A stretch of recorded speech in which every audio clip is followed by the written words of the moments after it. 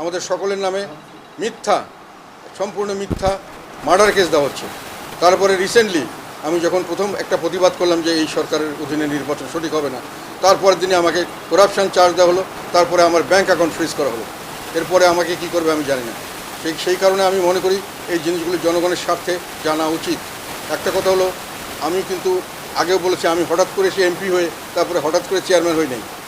আমার 25 বছরের চাকরি জীবন আছে, তার মধ্যে 80 সালের থেকে শুরু করে 91 পর্যন্ত আমি চট্টগ্রামে চাকরি করেছি অত্যন্ত লুক্রেটিভ পজিশনে। শেষ পর্যন্ত আমি ছিলাম পেট্রোলিয়াম কর্পোরেশনের তোমার প্ল্যানিং অ্যান্ড অপারেশনস ডাইরেক্টর। তার আমার দায়িত্ব ছিল সারা দেশের যত পেট্রোলিয়াম ফিউল এবং ডিজেল যত লুব্রিকেটিং সবগুলো কেনা এবং বিক্রি করা এখান থেকে, সেটা আমার দায়িত্বের মধ্যে ছিল। সেখানে হাজার হাজার কোটি টাকা সেখানে ডিল করা হয়েছে। কিন্তু তারপরে যখন 91 পরে আমার ভাই যখন ওখান থেকে ছেড়ে দিলেন, উনি ওই পদত্যাগ করে চলে গেলেন এবং বিএনপি ক্ষমতা আসার পরে আমাকে ওএসডি করা হলো এবং আমারকে সংবাদপত্রে, সেটা বিএনপি করেছিল, সংবাদপত্রে অ্যাডভার্টাইজমেন্ট করে বলা হয়েছিল এই ভদ্রলোকের বিরুদ্ধে যদি কোনো দুর্নীতির অভিযোগ কারো কাছে থাকে এটা আপনারা আমাদেরকে সরকারকে জানাবেন। তারপরেও তারা এটা কোনো কিছু পায়নি। তার পরবর্তীকালে আমাকে নিয়ে দুর্নীতি দমন কমিশন বিভিন্ন এজেন্সি যথেষ্ট ঘাটাঘাটি করেছে এবং তার পরবর্তীকালে তারা আমাকে কোনো কিছু চার্জ দিতে পারে। 80 থেকে 90 পর্যন্ত আমি চাকরি করেছি অত্যন্ত লুক্রেটিভ পজিশনে। তখন আমার ভাই ছিলেন প্রেসিডেন্ট, রাষ্ট্রপতি। আমার ভাই যে রাষ্ট্রপতি ওটা অনেকেই জানতেন না।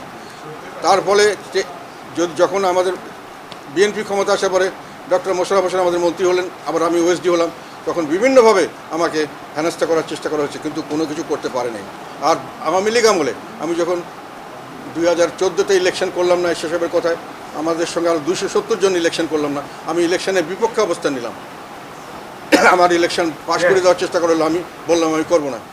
তারপরে আমাকে যখন গভর্নমেন্ট ফর্ম করা হলো তখন আমাকে টেকনোক্র্যাট মিনিস্টার হিসেবে নেওয়ার জন্য বলা হয়েছিল।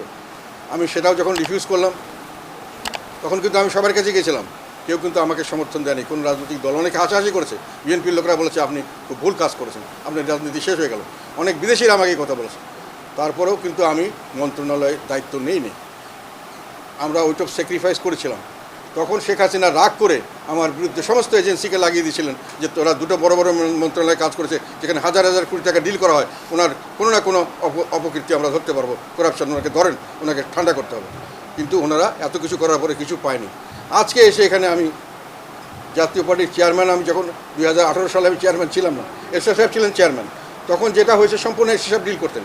আমাদের ভারপ্রাপ্ত চেয়ারম্যানের কোনো পজিশনে আমাদের নেই, হয়তো উনি অসুস্থ ছিলেন, আমরা কমিটি করে ওনাকে রিকমেন্ডেশন দিতে উনি করতেন, উনি সব কিছু ডিল করেছেন, সেখানে আমার কিছু করার ছিল না।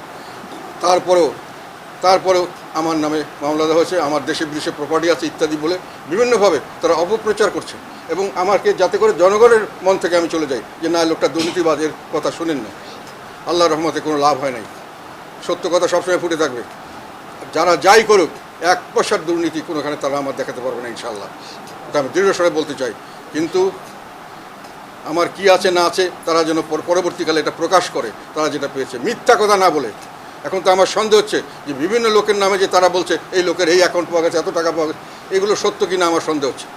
তারা যেভাবে দুর্নীতি দমন কমিশন দিয়ে এই সমস্ত রাজনৈতিক প্রতিহিংসা চরিতার্থ করছে, সেখানে আমি ডেফিনেটলি আমার মনে সন্দেহ হওয়ার কারণ আছে যে তারা অনেক কিছু বাড়িয়ে বলছে, অনেক কিছু বাড়িয়ে প্রচার করার চেষ্টা করছেন।